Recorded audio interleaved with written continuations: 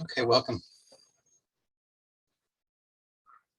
So today is our Relax into Health, Wealth, and Happiness meeting, in which we explore how to relax into health, wealth, and happiness.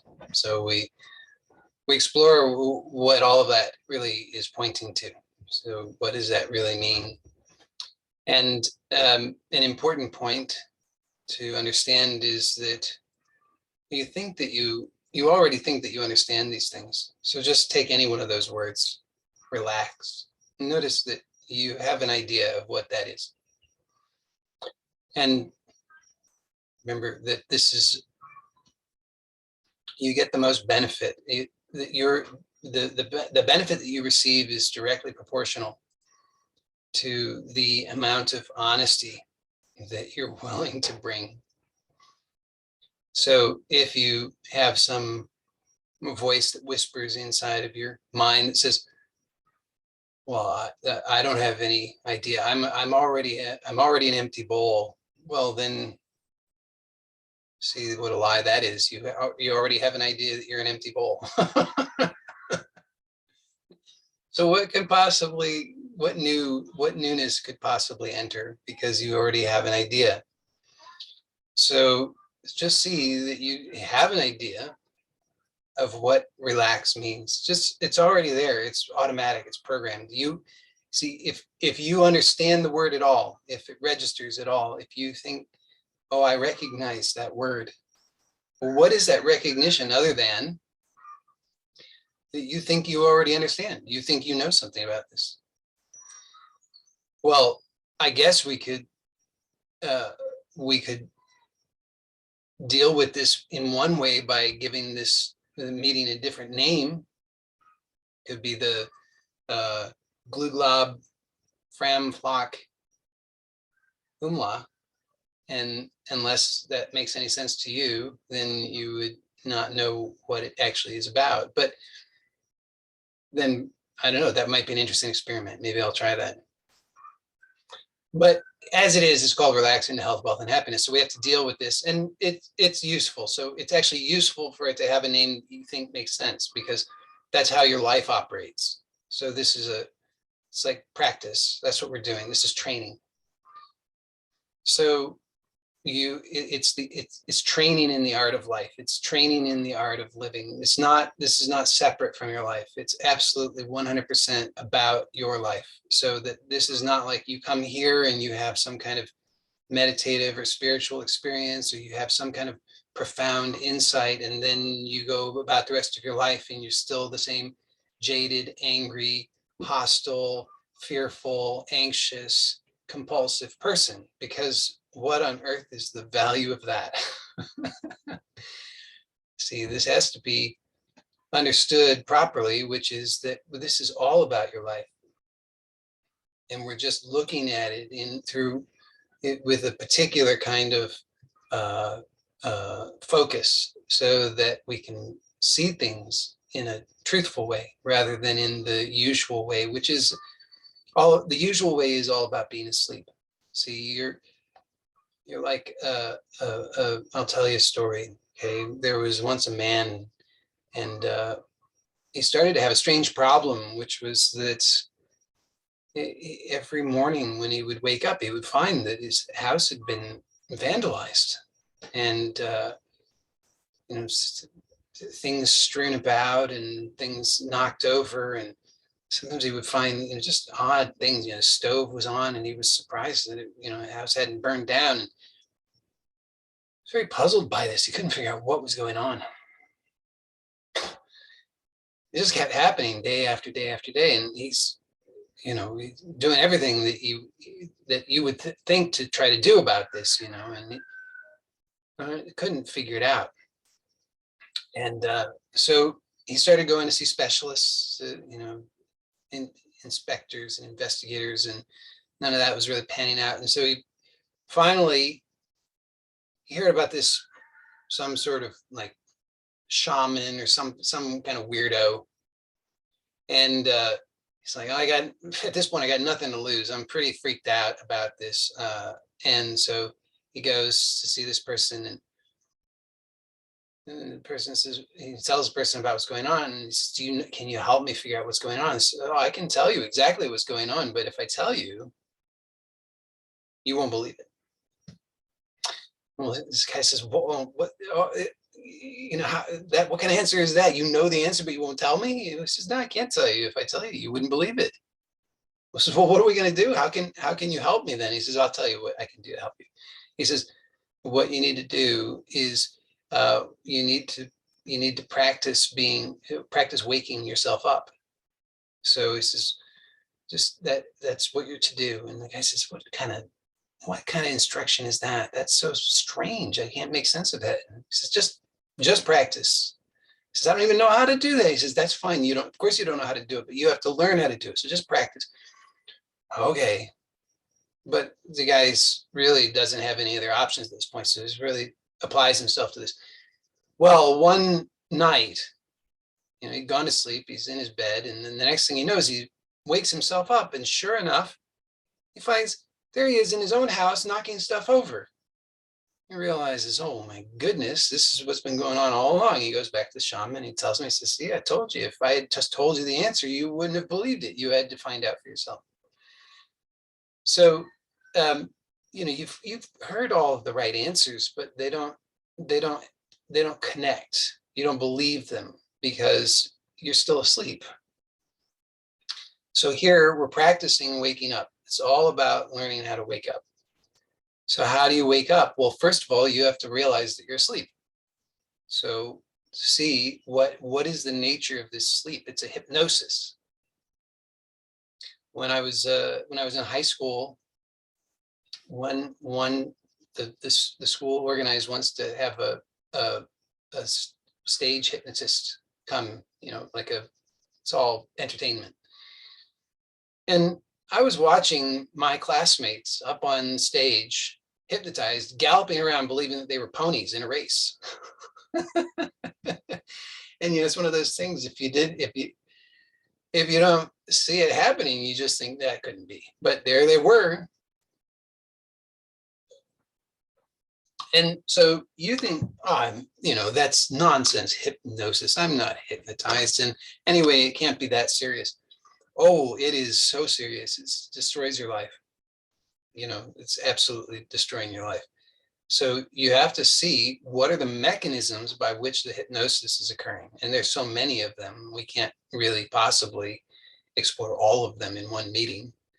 But here's a very important one, which is just to see that you already have beliefs about what words mean. So these words are part of the hypnotic trance. They induce the trance. So say relax and just notice what your experience of that is. There has to be an experience because you already have an idea of what that is. And where does that idea come from? Clearly, it's not coming from reality, because reality is this aliveness here and now. Where that meaning is coming from is from your storehouse of so-called past, of memories. Right? Where else could it come from? It has to come from there. So remember, also in these meetings, to get benefit, you have to participate. So you have to look and see what's being pointed to. Don't let it just be another hypnotic trance. It could be that, but that wouldn't be useful. And as I often point out, it's not that entertaining. So you'd be better off doing something else if that's all you're going to do. So you really need to look and see what's being pointed to and see the truth of it for yourself, that it's not complicated. It's once you see it, it's so obvious. And then you'll start thinking, yeah, it's so obvious. What's the big deal? But it's an enormously big deal because you see that it hypnotizes you so that you're not actually present to what is.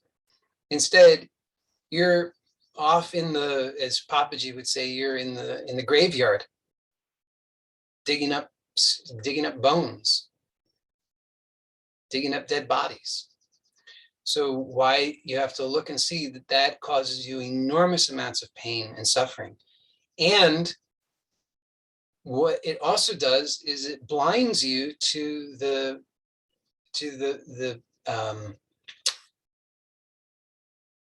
what do we say about this, to the see, there's no word that can be used here. It blinds you to the present reality. Let's just say that without even having to say anything else. Well, I will say something else about it so that it's clear. This present reality, you cannot imagine it because your imagination is more of the same. You see, the imagination is just a rehashing of the memories. So the imagination is you trying to assign meaning, all falsely, to what is based on, or what will be based on your memories, based on the past. It can't be otherwise. You can't imagine something that hasn't already been.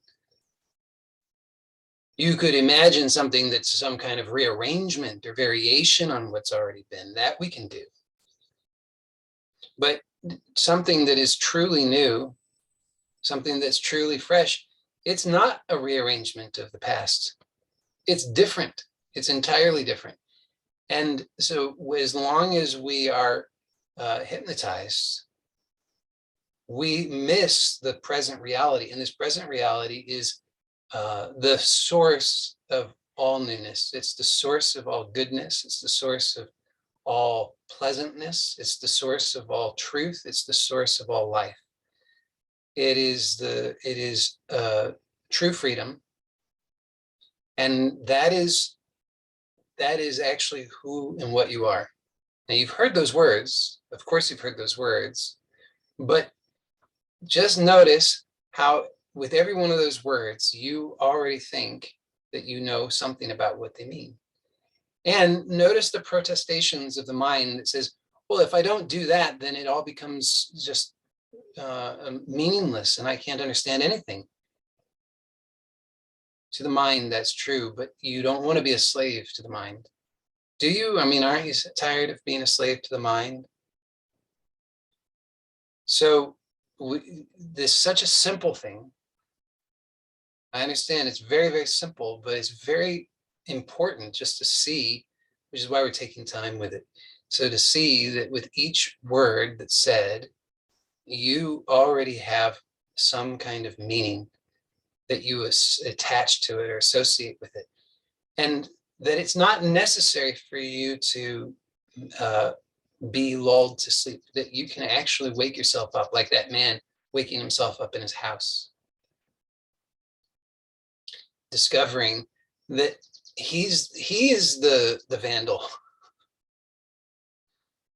And this is how it's absolutely perfect parallel, because you see, you are your own worst enemy. You are the one who's destroying your life. But in the hypnosis, you can't see that. And so you think that it's a great mystery, and you're always trying to solve the mystery. You're the sleuth trying to figure it out, but you'll never figure it out in that way, because the sleuth is also part of the hypnosis. You have to be above the hypnosis in order to see clearly. Anything within the hypnosis can't possibly see clearly because it doesn't have adequate perspective. And in fact, everything within the hypnosis is separate from everything else in the hypnosis. That's how it works. Because the one who you think you are moment to moment has no connection with any of the ones that you thought you were previously, or any of the ones you will think you are next. So there's no connection, there's no continuity, there's nothing that can be passed along. So you're a sleuth now, and you're a different sleuth a second from now, and a different sleuth another second from now. And they can't exchange notes. So they always remain in the dark, because the darkness is the hypnosis. Now, again, you need to understand that that all maybe sounds sort of scary or desperate. And if it does seem that way, well, on a certain level, it's true. It's absolutely scary and desperate. And you want to see that you do want to see on that level that it's scary and desperate. Because as long as you remain asleep, then you're the one who's ruining your life, but you don't know it. And you're wasting your energy and your life trying to find the culprit, because you're sure that it's out there. It's somebody else, it's something else, it's some circumstance, it's some other person. It's because of how you're whatever. I mean, it's how your parents raised you, it's birth trauma, it's the culture that you live in, it's your financial situation, it's just your luck, it's this, it's your body, it's your children, it's your spouse, it's your neighbor, it's your employer, it's who, your government, on and on and on. It's always something. You can even turn your, even your own mind is your own enemy, and so forth and so on. But if you have enemies, you know that you're asleep. See, it's just, you understand that much. Because when you start to recognize the clues, the signs that you're asleep, then you can remember to wake up.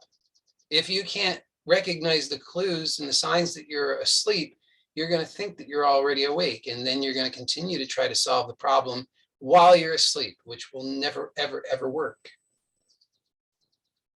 So recognize the signs. One of those is if you have an enemy. Do you have an enemy? Of course you do, right? I mean, you have many enemies. Oh, well, now this tricky mind will deny it. It will say, oh, no, I don't have any enemies. I love everyone and everything. But you just got to be more honest about it, right? Remember, honest, you will get the benefit in direct proportion to the amount of honesty that you bring. So just don't believe the deception that says, I don't have any enemies. No, see that you have enemies. Of course, you know the correct answer, which is, I am pure consciousness, and pure consciousness is all, and it's undivided. There couldn't be an enemy. Yes, you know the right answer, but what good does it do you?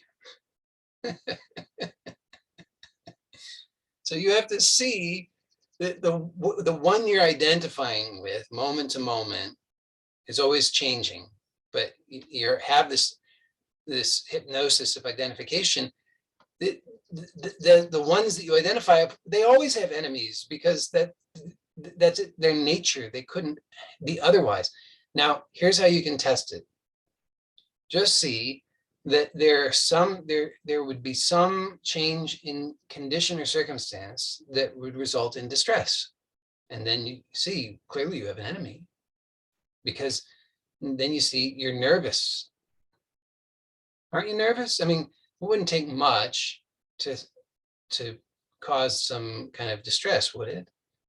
Like if all of a sudden you were bankrupt, I think that would cause you distress. If you're married and your spouse said, I want a divorce, you don't think that would cause you distress? If you ever have those dreams where I mean, probably not anymore, but like the kind of dream where you like going to school on the school bus and you realize you're in your underwear or something. If you found yourself at the supermarket naked, do you think you would feel uncomfortable and some distress? Of course you would. If you just spoke your mind about something and somebody heard you, wouldn't you feel distressed about that? It's like, it doesn't take much. You get some aches and pains, it causes you distress. You feel foggy and you feel distressed. Oh, so many things. So you want to see, now you're nervous. You can't be other than nervous, because your so-called peace, which is not peace at all, but your so-called peace and your so-called stability are so fragile. They depend upon all the other people and places and conditions and circumstances all being just so. And then you see that your so-called friends are your enemies, aren't they? Because you see that you are unconsciously, but you can become conscious of it, but unconsciously working so hard all the time to control and manipulate everything so that it stays just so that you don't have to experience that distress. Now, that's not freedom at all. That's slavery, right? I mean, you got to see that much. So you have, if you have enemies, which you do, and you have to see the truth of that.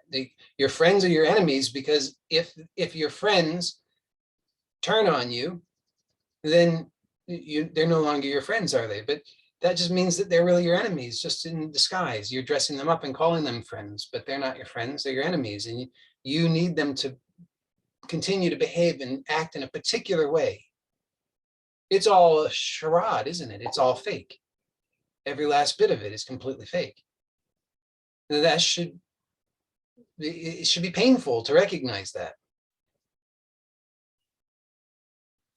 Well, now notice that you want to go back to sleep, don't you? You want to say, oh no, oh God, how do I get out of this? I don't want to see my friends as enemies. That's so terrible. It sounds so awful. I don't want to do that. But see, if you're asleep, you're suffering. And the more you go to sleep, the more you suffer.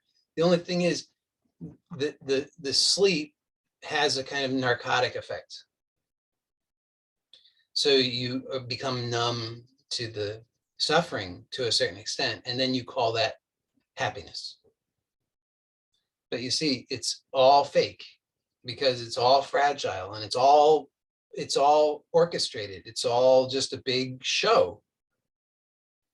And again, you see, you have enemies, you have nervousness. That's another sign. Do you feel nervous? Of course you do. So if you experience nervousness, it's a sign that you're asleep. These are all good things, not in and of themselves, but they're good in that when you recognize them, now you're starting to wake up. Well, now here's the problem. And I've already kind of hinted at it, but the problem is that as we wake up, the narcotic effect of the sleep starts to wear off. And then we say, oh, I feel really uncomfortable. I don't like this at all.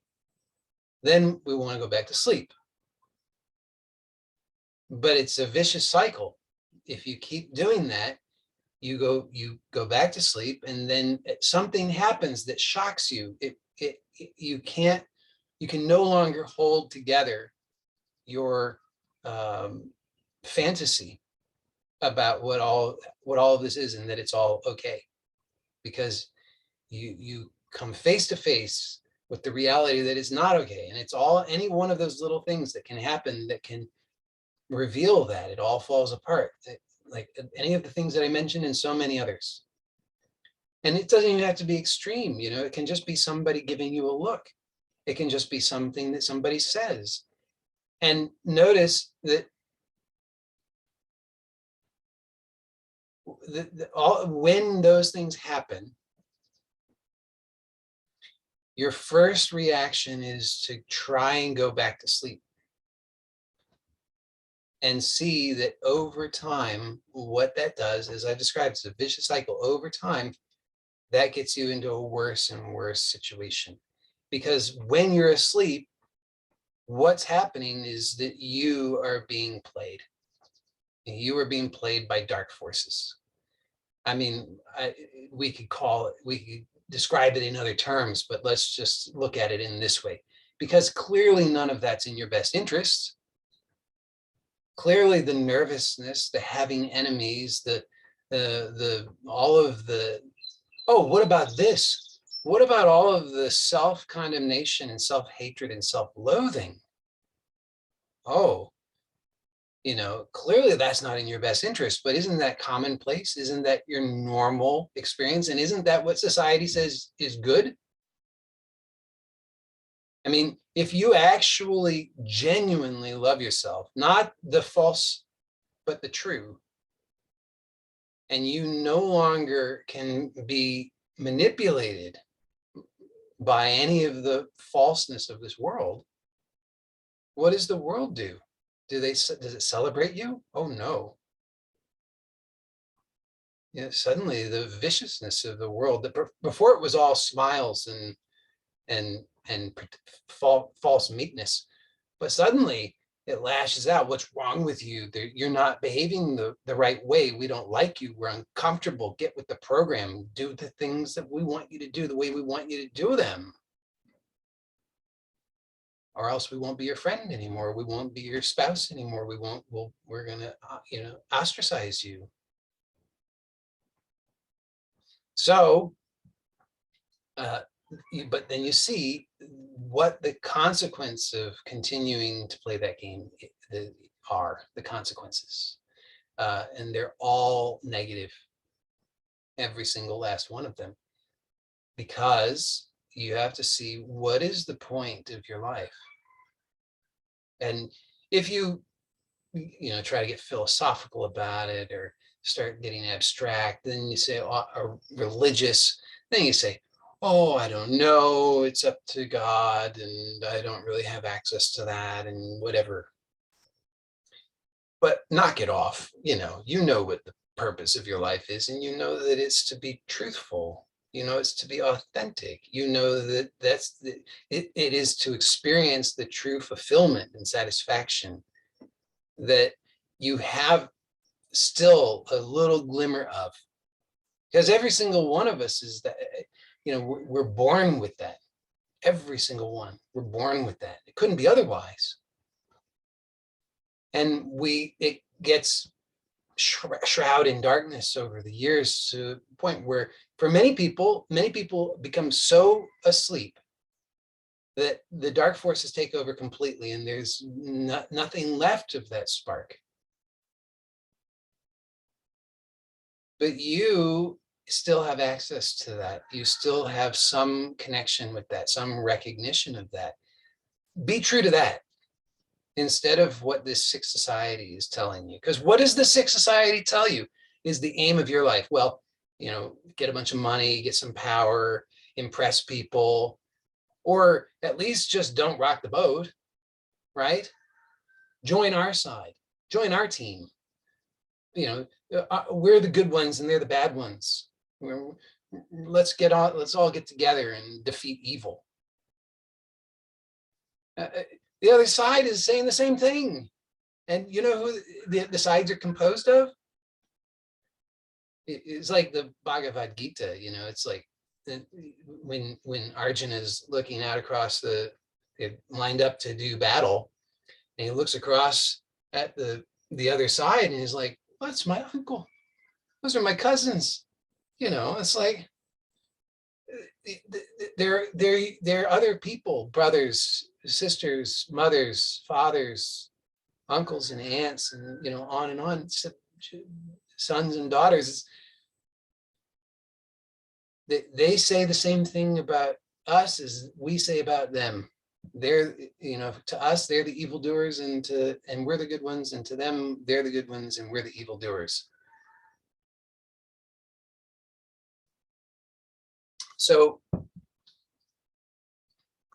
you've got to see that all of what this society presents as virtue is sickness. It cannot possibly satisfy, and it's just so obvious to you intuitively when you register that and see it clearly from the perspective of that spark of light that is authentic.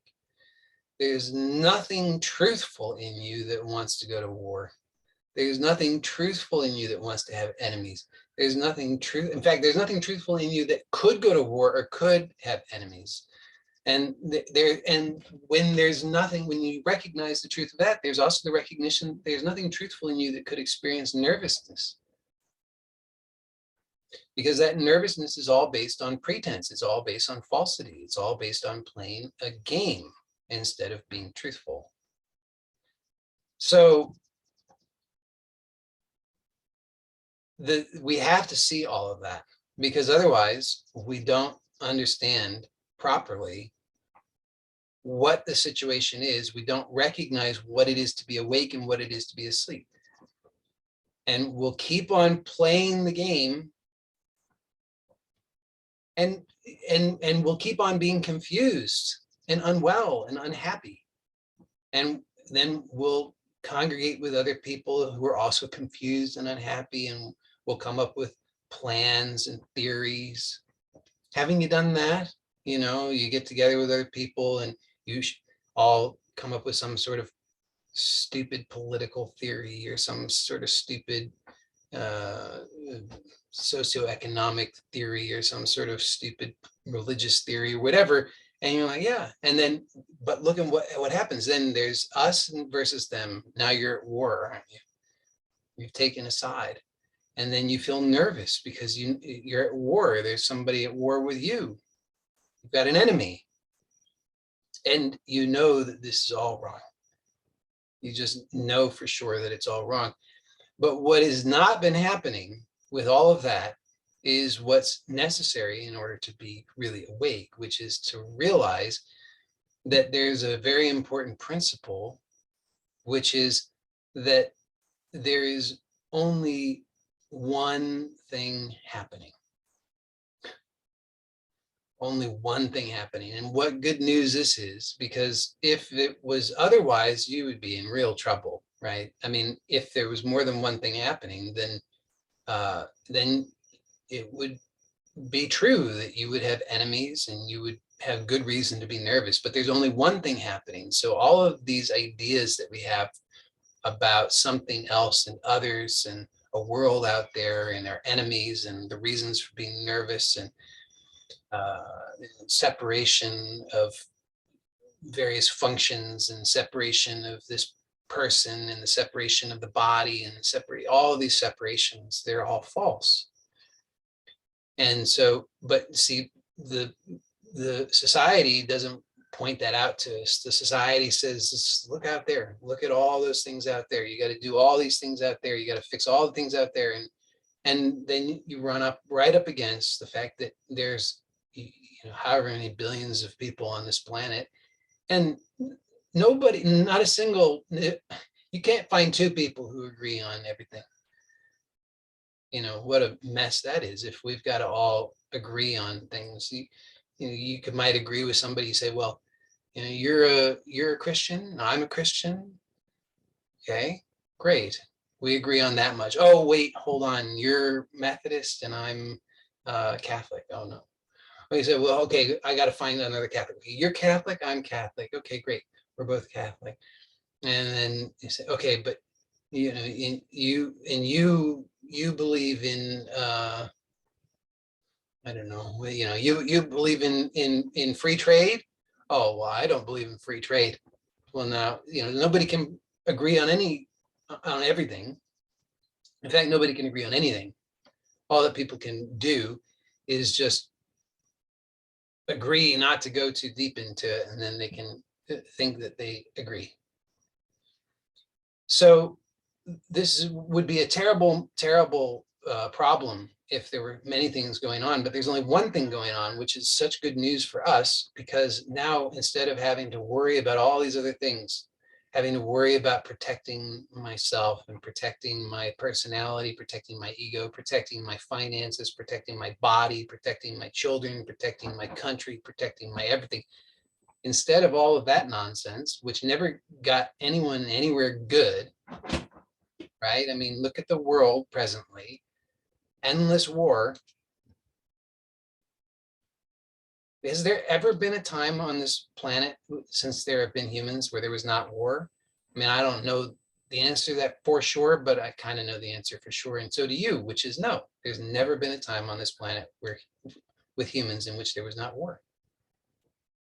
And the cynic says, well, that's just human nature. Humans have to be at war. And I would say, no, the nature of asleep humans, it means that they must be at war, because the sleep means that they're, it compels them to war. It necessitates war. Because the hypnosis says, I'm me and you're you, and what I am is this collection of things. I'm this collection of theories and religions and philosophies and nationality and race and gender and on and on and on. I'm all these things. And that all can be threatened. And you'd say, oh, how could that be threatened? Well, all of it can be threatened. Even gender can be threatened now. You see, that's the thing. Anything can be threatened, and then people go to war about it, and they don't call it war, but it's war. I mean, the things they call war are war, and the things they don't call war are war. The things they call peace are war. You see how sick that is?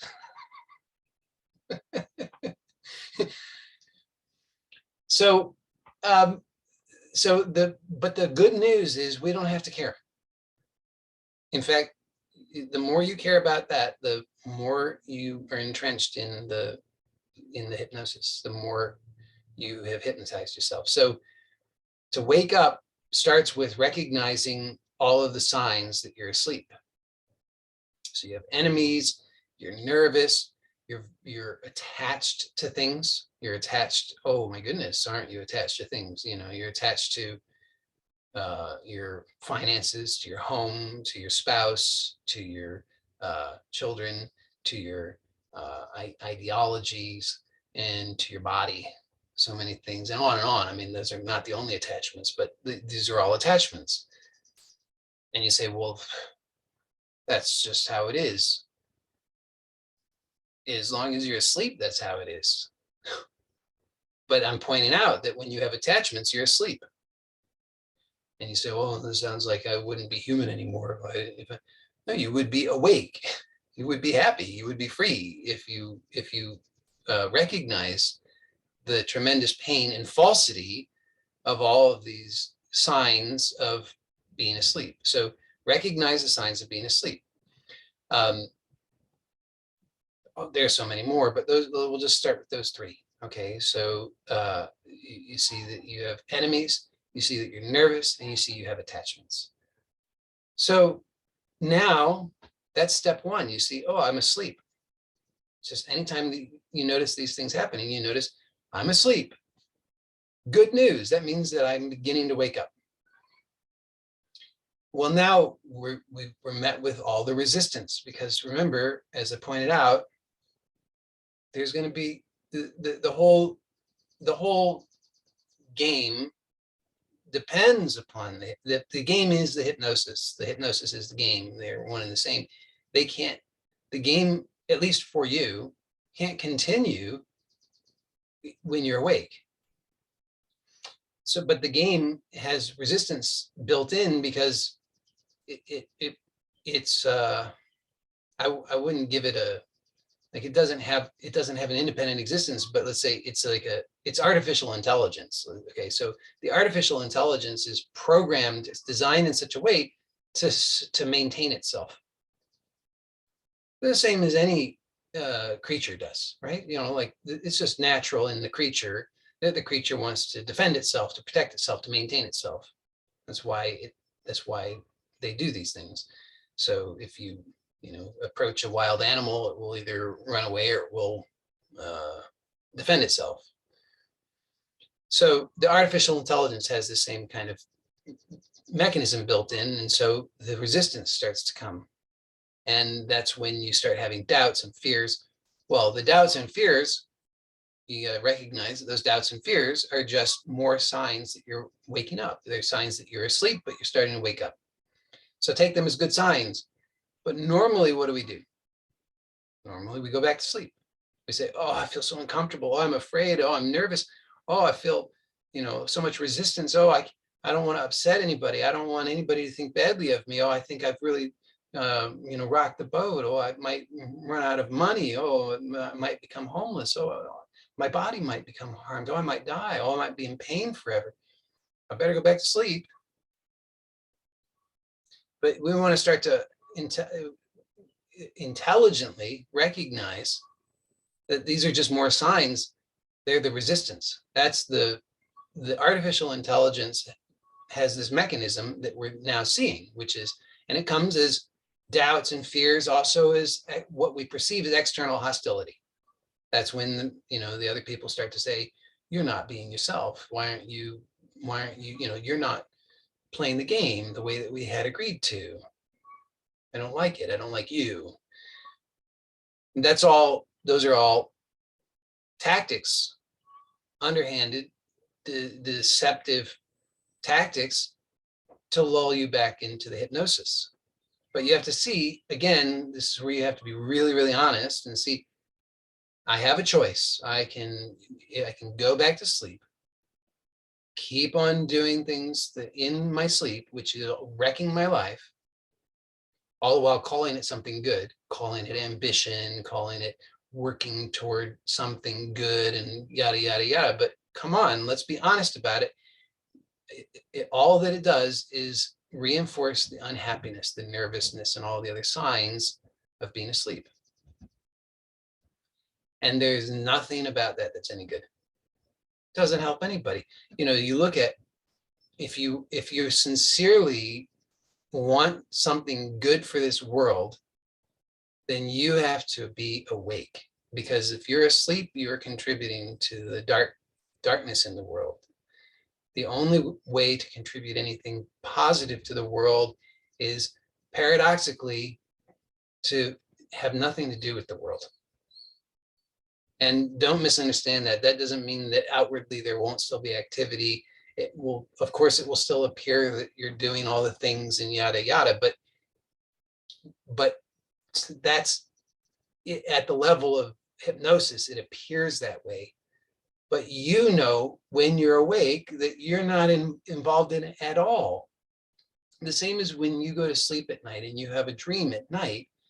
When you're entranced by the dream, you think this is, you're doing all of this, that you're in this world and all these things are happening to you. But when you wake up, you realize none of that ever happened.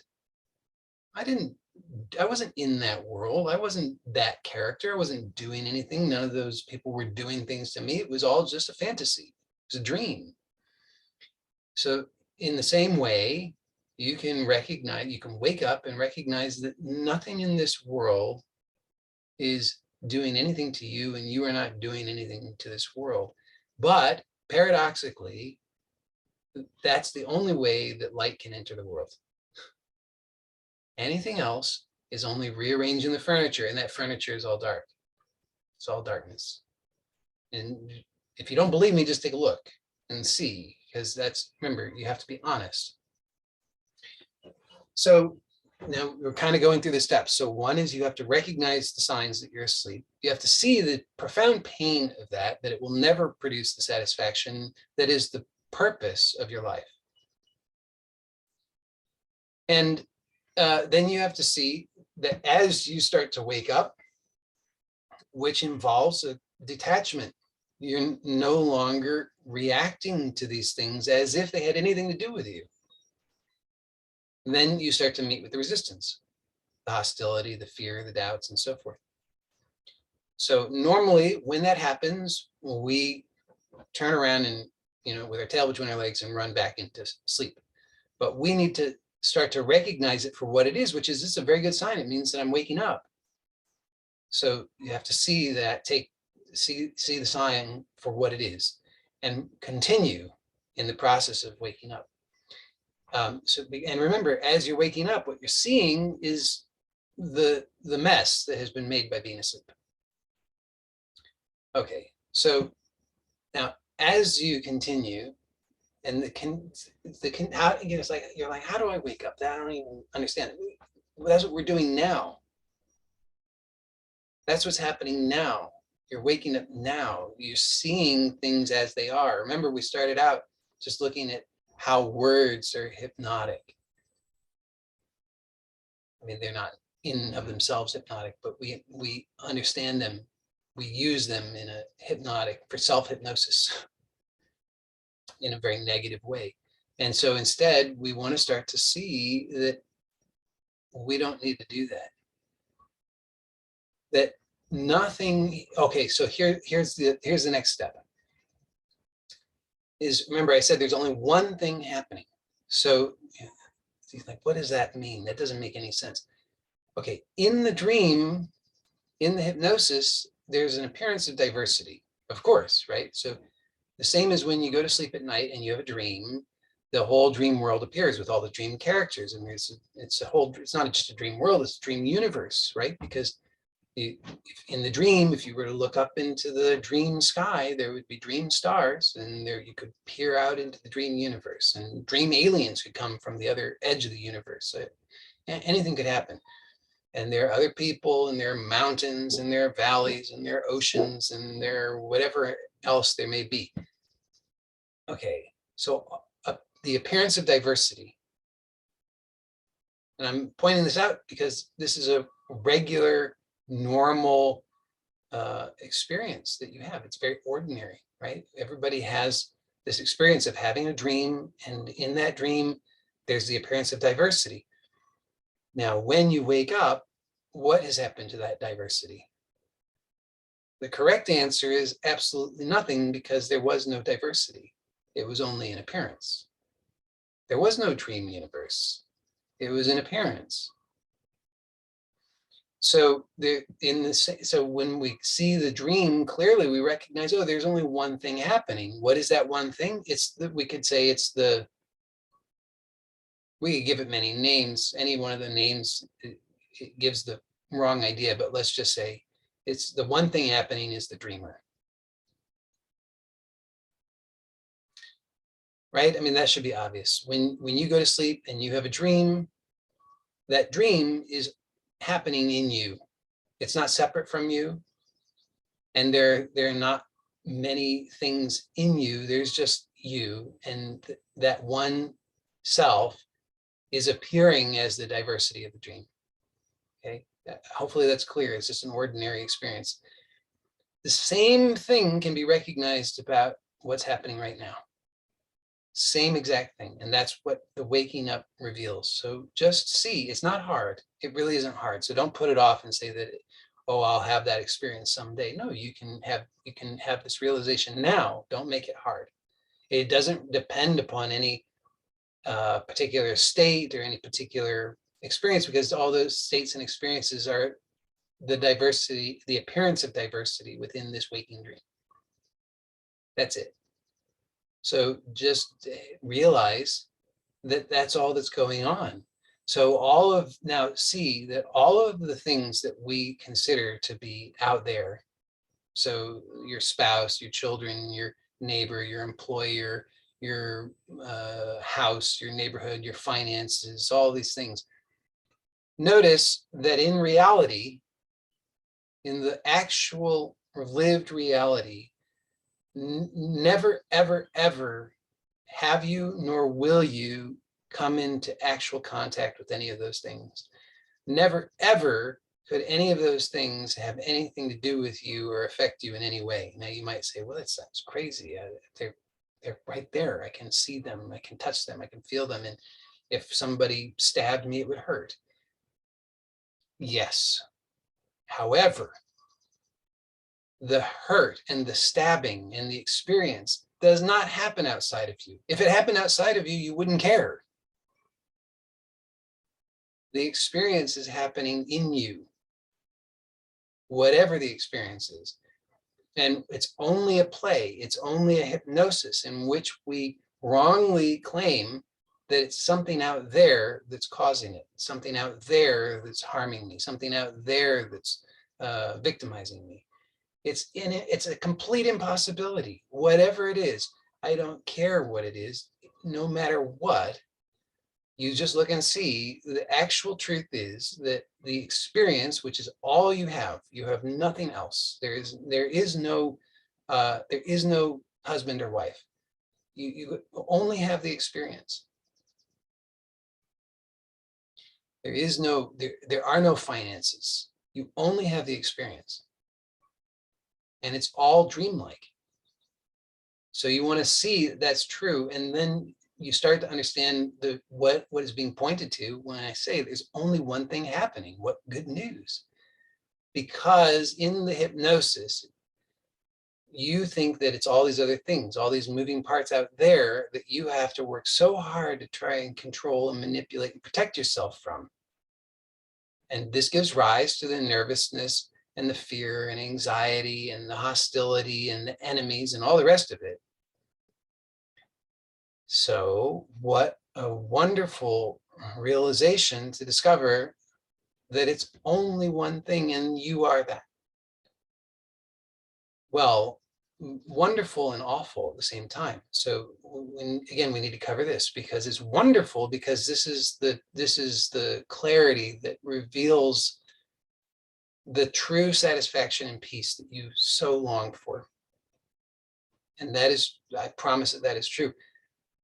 Awful because in the seeing of this, the waking up becomes almost complete. And when the waking up becomes almost complete, oh my goodness, do the doubts and fears and hostility come out.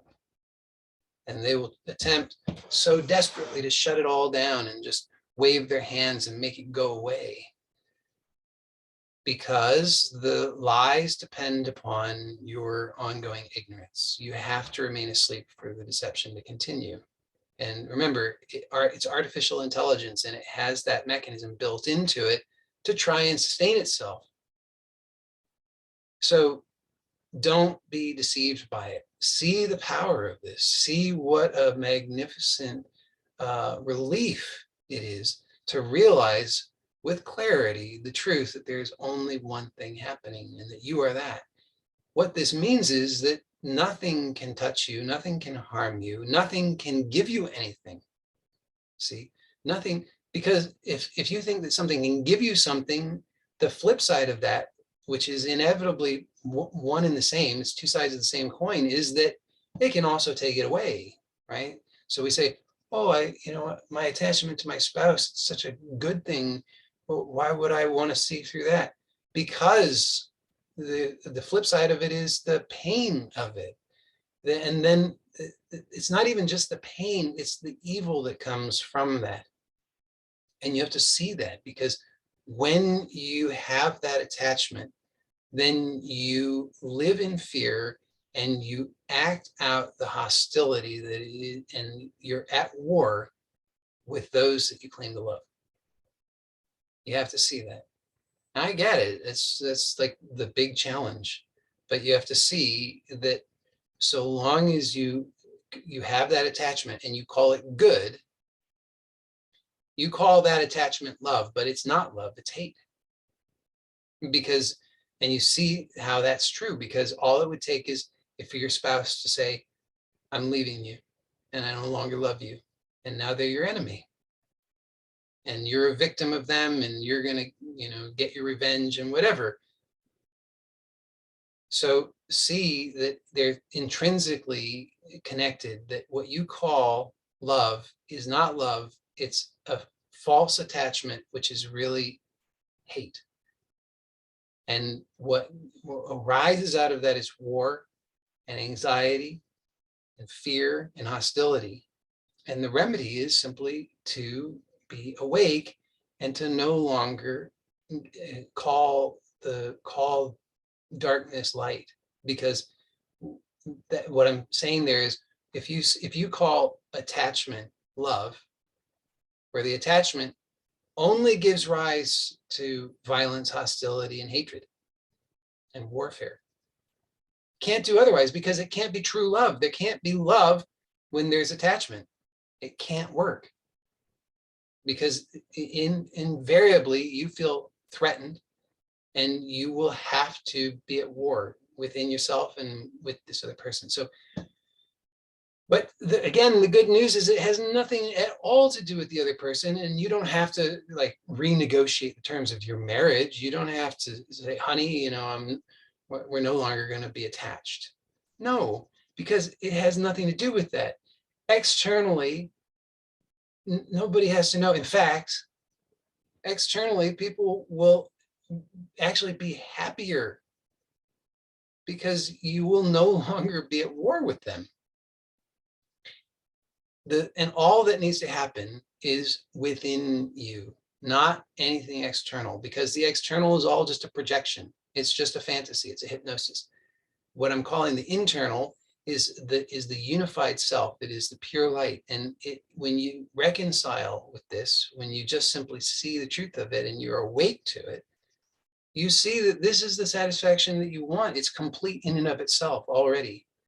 What more do you need? Why, when you're awake, like when you wake up from the dream at night, Do you really want to go back into the dream? I mean, of course not, because it can't really satisfy. No matter how good the dream was, you're having like some really great sex dream or something. It's like, it doesn't matter. It's a dream. You can't go back into it and enjoy it. So when you are awake, you realize that you don't need anything else. When you don't need anything else, you don't make the mistake of having false attachments. When you're not making the mistake of having false attachments, you're no longer at war. When you're no longer at war, you're at peace. When you're at peace, you can actually understand what true love is. You understand that true love is like you allow everyone to be as they are without, if others are asleep, you accept them as they are. You don't need them to be other than that, because they can't take anything away from you. They can't add anything to you. You just simply love them exactly as they are. You don't, you look at all the sickness of this world, and I promise you, if you really look at this sincerely, you'll see every last bit of the sickness can be cleared up with this realization. And you see that it happens instantly here and now, and nothing external at all is required. No circumstances are required. No time is required. No one else's cooperation is required. In fact, in a sense, the more the others don't cooperate, the more that it helps you to wake up. Not that, don't like try and seek out hostility, but because there'll be plenty of it. You don't need to seek it out. But when you encounter the hostility, when you encounter the resistance, don't run away from it. Don't resist it. Don't say, oh, this is terrible. What do I do to fix it? No, celebrate. I'm waking up, and what's being shown to me, what's being revealed to me is my already freedom. I already am this freedom because I am this light. I am this wakefulness. And when I see this clearly, I recognize that I'm not attached to this world, because this world is just a projection of fantasy. And then paradoxically, as I pointed out, only then can light really enter into this world. So if you want to do something good for this world, then you have to wake up from the world. And then you realize that the world and you are not separate. Everything that you call the world is only your perception. It's only your experience, and you are not separate from that. There's no you and that, right? There's no you and the experience. That's false. As you just simply see clearly now, you realize that there's only one thing happening. And only in the mind, only in the false duality and trying to puzzle it all out does the problem seem to even arise, because you don't need to have any concerns whatsoever when you see it simply as it is. Then it's clear that it's only one thing happening, and all of the doubts and fears can fall away, or at the very least, they can be received in the clarity of this light that you are now. And this is available to everybody right now. That is true. Absolutely, unquestionably true. So don't make the mistake of putting it off. Don't make the mistake of thinking that some circumstances need to come about before it can be so. Don't think that I need to have a certain experience or a certain feeling or a certain thought or a certain anything. All that's required is just simply just let go. See the immense pleasure and joy and truth in just letting go. You don't need to do anything with any of it. You see, it's true. If anything needs to be done, you see it happens. You don't need to do it. The body does things. The body moves. The mind moves. You don't need to do anything. You are awake. You are that consciousness. It's the same as a lucid dream. In the lucid dream, there's a character that you are in the habit of identifying as yourself. And that character, even if you're awake in the dream, the character may still be doing things, saying things, interacting, having experiences, apparently. all of this is happening, but by appearance only. You know, when you're awake, the truth, I'm aware of this. This is just a dream, and I am this oneness. There's no division here. I'm not this and not that, and I'm not that and not this. It's just one. And the same is possible now. You don't have to wait for anything. We've been practicing waking up. Now you know how to wake up. Even if the thought says, I don't know how to wake up, you're awake to that. You see? And all you have to do is just see it, let it go. Don't have anything to do with it, because why would you? What's that going to do for you? See, it's only the deception is that it has something for you or that it can harm you. And you see, how could it possibly have anything for me? What could this world do for me? It's like the realization of Siddhartha sitting under the Bodhi tree. And Mara says, I'm going to give you all these things, or I'm going to take all of these things. And Siddhartha realizes, you have nothing for me, and you can't take anything from me. I can't be tempted by any of these things because they're only a dream. And it's my dream. And Mara, you too are my dream. So then what is there to fear? It's like when the devil himself is seen to be nothing other than your own dream. What do you care? Let the devil be. So thank you, everybody, for joining me today. I hope you have a wonderful weekend. Blessings to you all.